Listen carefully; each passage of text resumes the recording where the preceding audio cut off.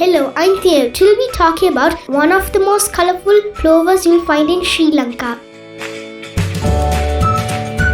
The Pacific Golden Plover.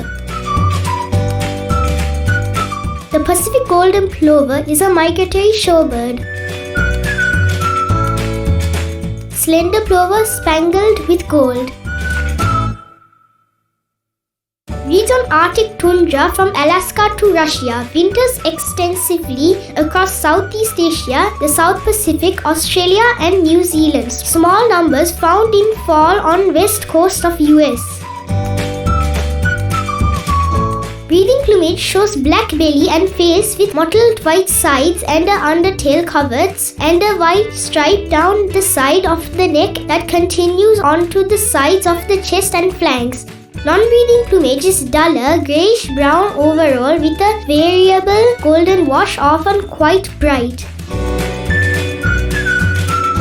It is found more regularly on the beaches and mudflats. Extremely similar to American golden plover, Pacific is slightly shorter winged, longer legged and longer billed, but these features are difficult to judge. Their calls are like